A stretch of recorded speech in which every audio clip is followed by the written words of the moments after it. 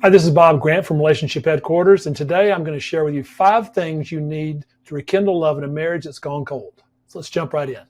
Number 1 is forgiveness. Everyone's been told this so many times, but what exactly does that mean? A lot of times folks confuse forgiveness with the idea of trusting or just condoning something and pretending it didn't happen. Forgiveness is the act where you choose not to seek revenge. It doesn't mean that you might not want to hold someone accountable. But if I forgive someone, I lay down my right to get even. With married couples, most of the time, when there's a deep issue, there's unforgiveness there.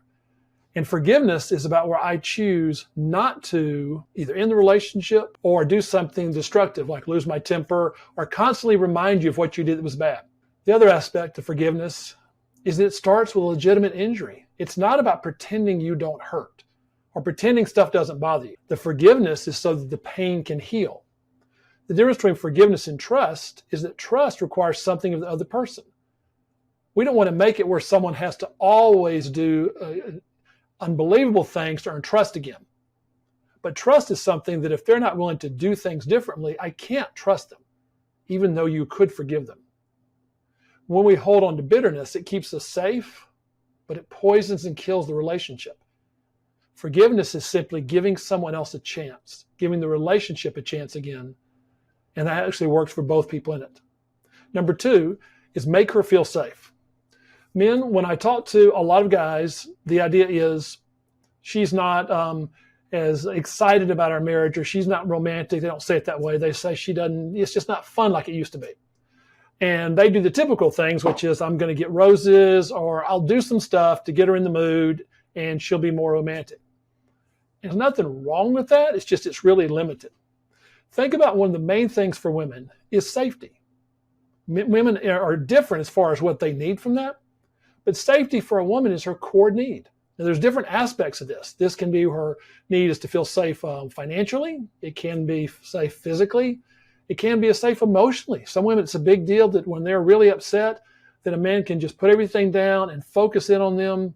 Some women have different things. But the idea is that you want to take time to discover it. You don't want to just simply ask her. This is an observation thing. Think of it like as a game.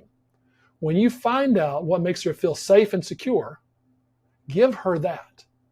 When you do that, not only will she trust you, she will start turning to you more.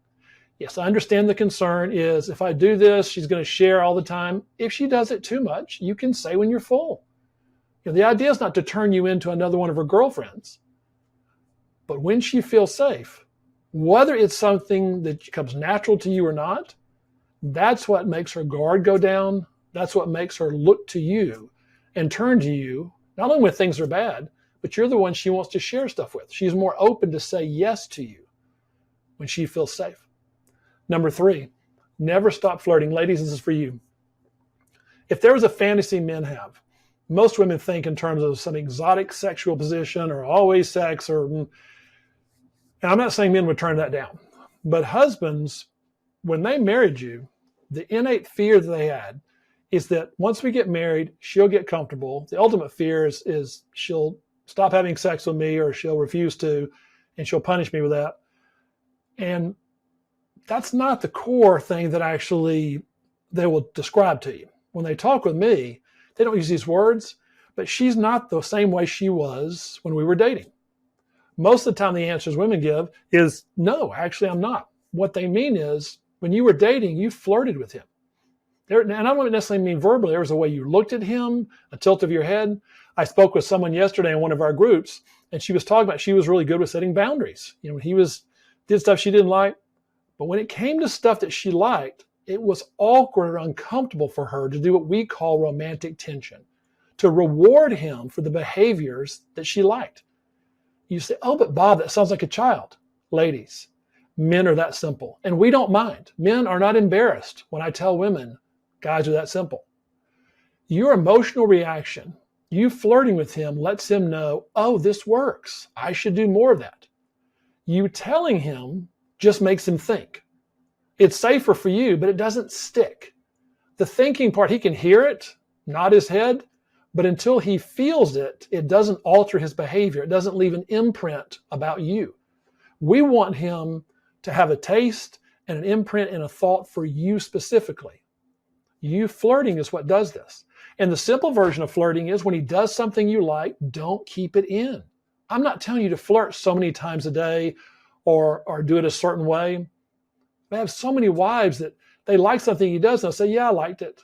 And I'm like, how does he know that? Well, I've told him before. And I'm like, if you were a girlfriend and did that, he might not stick around. Yeah, but we're not dating anymore.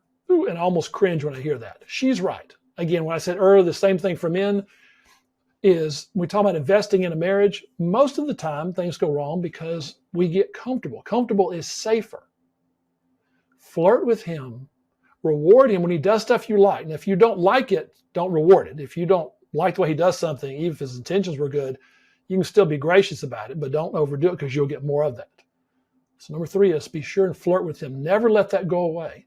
And ladies, flirting is something you initiate.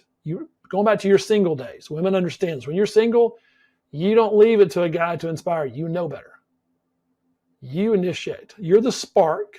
He's the flame.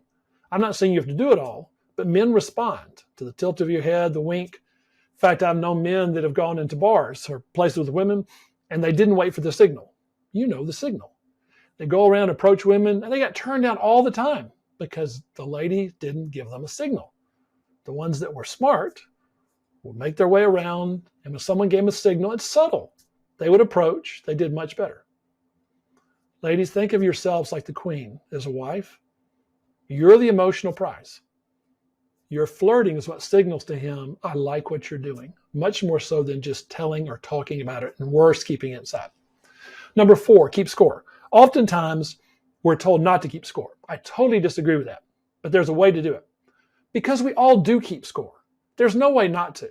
If I'm giving a lot, and I don't think you are, I can not keep score, but I see it. It's right there. It's just, how can I not keep score? So instead of keeping score like, oh my gosh, you're doing so little, I want you to think in terms like this. When things are going really well, it's not because that's how it should be. Things are going really well because your partner most likely has either given in or gone the extra mile or done things that you like. Most of the time, think about it. When things are going really well, it's because your partner has invested or given or done something, which means he or she may not be getting the same back in return. So I'm not talking about keeping score like, am I 1 point ahead? If they give in on something major, that means you won. Oh, no, we talked about it, they say. Maybe so. You may have talked about it. But some choices are binary. Some choices are A or B. We're either going to have children or we're not. There's no in between. We're going to move to Boston or move to Los Angeles. I mean, we have to pick one. Someone is going to win. If you refuse to acknowledge when you get your way that you've won, your partner will feel like you're making it where, oh, when I agree with her, then that's just the way it's supposed to be. When she agrees with me or vice versa, then she's doing me a favor. Admit to them when you win. It doesn't mean it's super competitive. Say you appreciate it. Point out to them, I appreciate it. I know that was hard. I know your heart's really set on Boston. Yes, I understand that we did talk it out and Los Angeles makes more sense, but I want you to know that I noticed. I will remember that. I will not forget this. When you emphasize that, that makes them feel appreciated in a way you cannot describe. And think if it was towards you. When folks stop keeping score and start getting into what's right, and I'm going to prove my point, now we're competitive. That does not create intimacy, it creates coldness. Keep score when things are doing well and acknowledge it to your partner. They will appreciate it in ways you cannot imagine. Number 5, and this is probably one of the biggest, give them what they want.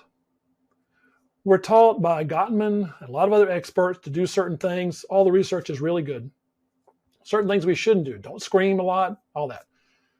But instead of like getting better communication, again, good stuff, if you find out what your partner really likes and give them that, that's what makes them feel special more than anything else. That's what the 5 love languages is about. And books that gear toward that. We want to be even more specific. Pay attention. Ask them. I had someone, a colleague of mine, and we were shooting videos for a podcast. And in between, she was telling me about, she was laying in bed with her husband some Saturday morning. She just reached over and just kind of, stroked his forearm, didn't think anything of it. And she said all of a sudden she heard from him, "Oh, don't stop, please." And she thought, that? And she was laughing inside. She thought, that's it? She says, I can do that. That was his thing. That meant the world to him. She thought it was kind of silly, but he loved it. Now, not everything's that simple. If you will look for it and actually have a conversation, what is it you really like? Now, if you're a husband listening to this and your wife, I'm just generalizing, gives you a broad thing, I want to feel special. You have to nudge a little bit. What makes you feel special? Get specific. She may not want to be pinned down. That's for you out of love and care for her. It's the same way if you're getting her a gift. I want to get you a wonderful gift. But if you simply say, I want something fabulous, I have no idea what that is. Or if you simply say, surprise me, that sounds great in theory, but if I'm getting you a really special gift, I don't want to just surprise you. I want to have some idea. What's in your heart? What do you love? And ladies, what this is, what I'm talking about ladies on this one, is it takes away the idea that if they love me enough, they would just know. We don't want to leave it to that. That leads to detachment in marriages. I don't like to leave stuff to chance. Find out what your partner likes, really likes, loves. Give them that every week. And as you do that, you will find this one and the 5 suggestions will thaw out your marriage and will start to rekindle it. I'm Bob Grant. Thanks for watching.